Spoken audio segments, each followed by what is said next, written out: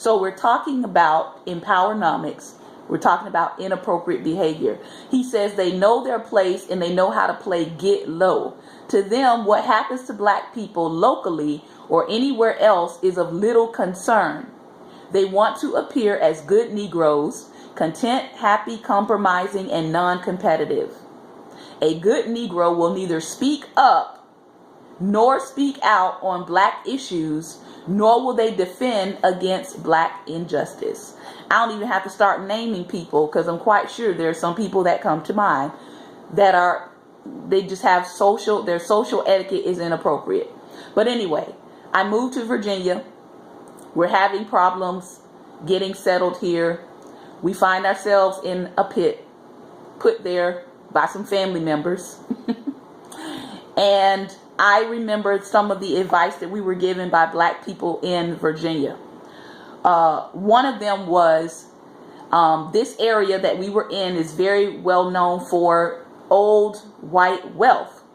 And so one of the advices that we were given by a black attorney, I won't mention her name here, she said, you should get to know the wealthy white families in this area, and you should let a white family adopt you. I'm going to take a sip.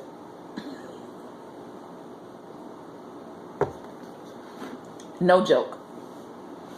You should let a white family adopt you and take you in.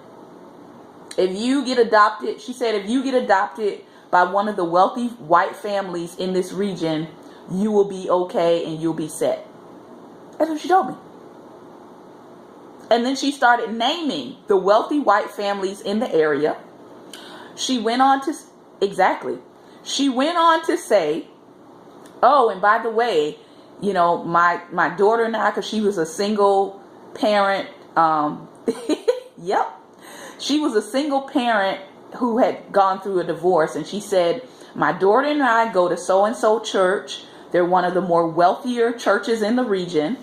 And she said, we just pretend to be really, really, really poor and in need of help.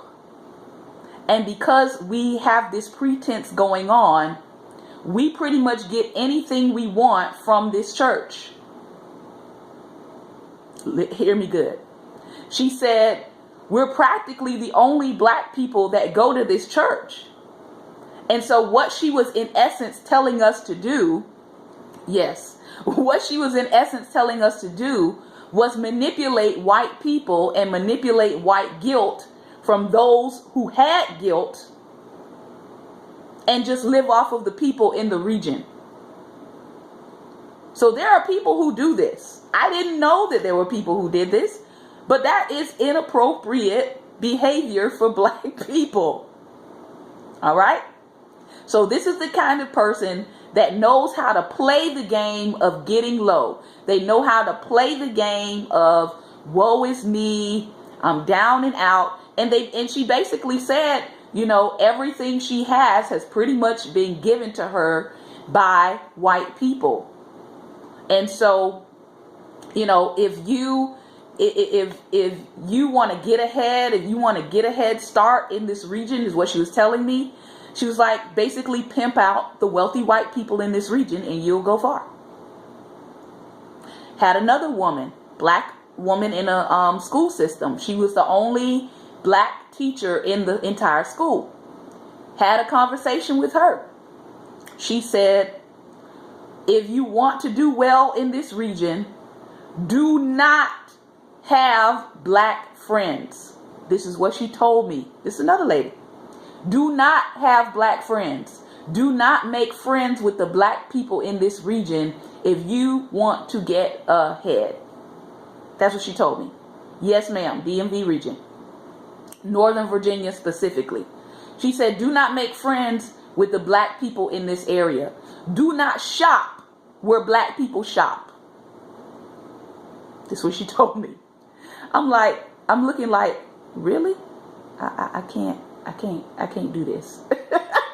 And I was just looking like flabbergasted because I'm from Florida. I'm from South Florida. And we don't have these kind of inappropriate behaviors. We just don't. So She's telling me, do not have black friends. Do not make friends with black people here. Do not shop at places that black people shop.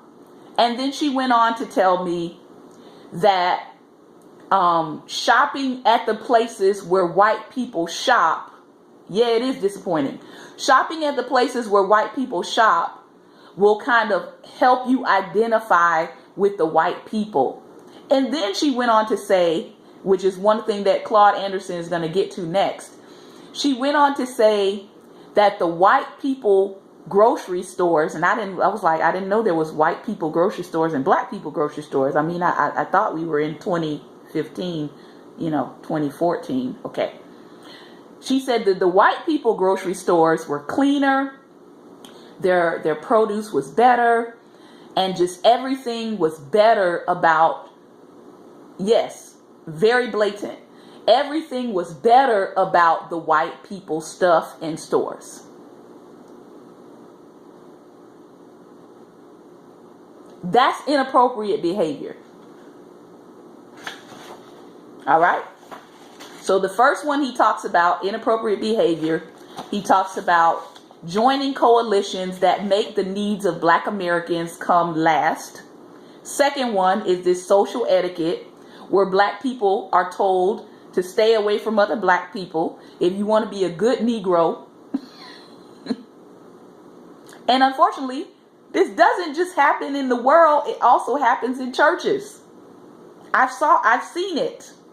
Again, I'm not going to give names, but I've seen where in certain churches, you have to think a certain way about black people in order to be accepted in predominantly white churches. And I'm going to leave it right there. Just think on that. You can hold certain positions in predominantly white churches. You can sing, you can dance, you can play an instrument, but rarely will you get an opportunity to speak to their people. Or if you do get an opportunity to speak to their people, they're going to put you up to say what they want to say about black people and use you as their microphone. See, I have no times for this. This is why I don't get invited certain places, because I'm sorry, but I'm not going to be a tool for religious white supremacy. Sorry. All right. Third inappropriate behavior. And this goes into what I just talked about. Avoiding blackness. He says, blacks who exhibit this behavior avoid association with any form of blackness. They don't shop where black people shop. They don't have black friends. They go to predominantly white spaces so that they can be the first or the only black person in that space. Here's another thing I've encountered. If they are the first or the only black person in that space and you show up, they will literally try to harm you in society or sabotage you. Why? Because they don't want to lose the status of being the first or the only. So you may show up in a space where it has very few African Americans in there. This happened to me with education. You may show up in a space, and if there's only one black person at the top, and they see that you're moving up in the ranks and they feel threatened by you, they will actually collude with other people to sabotage you, to get you out of that space. Why? Because they enjoy being first or the only. I hope I'm helping somebody today.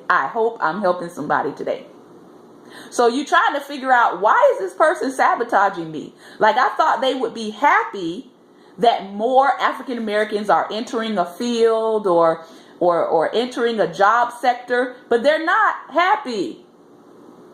I thought they would, like the case of the female attorney. She was so proud of being the only black family in a predominantly white church. Why? Because she was able to get some things out of the people that she was in quote unquote fellowship with. And anyone else joining that church that looked like her would take away from her what do you call it, her scam she was running.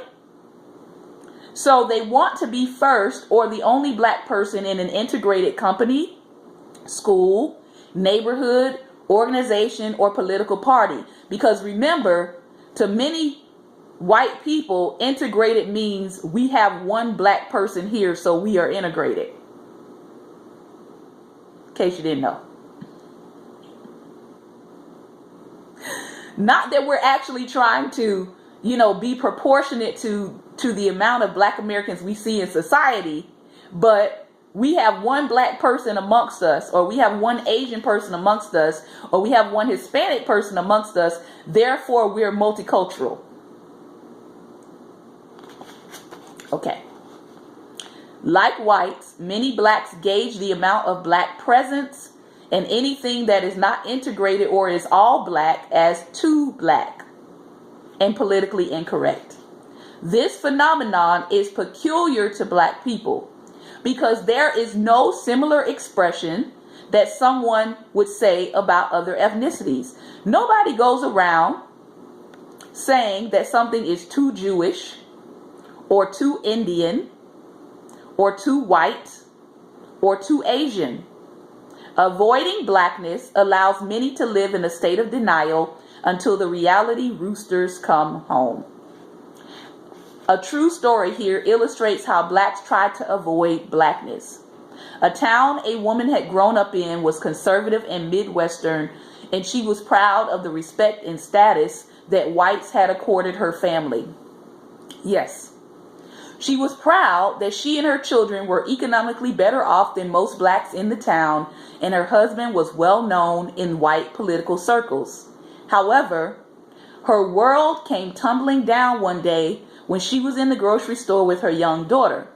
When leaving the store, they came face to face with a white mother and daughter.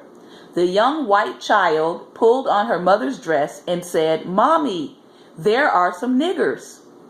The white mother pulled the little girl close and whispered, "Hush, honey, those are Wilson niggers." The friend who related the story was the young black daughter. She said that for the first time in her life, she knew that regardless of her family's economic status or prominence, she was not allowed to escape her skin color.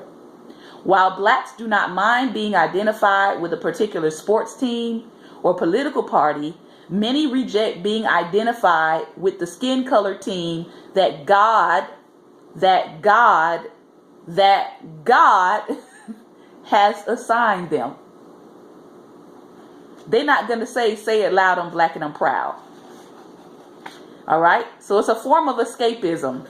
Avoiding blackness is counter to the way out groups respond. They exhibit an increased sense of group consciousness and close their ranks. They create associations, organizations, and businesses dedicated to whatever characteristic others like. So he's talking about when other people groups feel discriminated against, they don't run from what makes them different. Matter of fact, they create organizations around it. For instance, and we've seen this, if Jews are persecuted because of their religion, they protect and strengthen themselves by building what? Jewish businesses, organizations, and tight-knit communities. They will build a Jewish synagogue that will do what? Teach Jewish culture, teach their history, and teach their religion. Now, when black Americans do that, people call us a terrorist group. Okay. They help build and support the Jewish state of Israel. And I know this to be true in my own life because of the Ashkenazim, or the European Jews that we work with. A lot of them, if you ask them for recommendations on anything, I'm talking a doctor, a bakery, a car dealership, whatever it is, they're going to refer you to their network first. They're going to refer you to their business circles first. This is something that black people don't do. I know.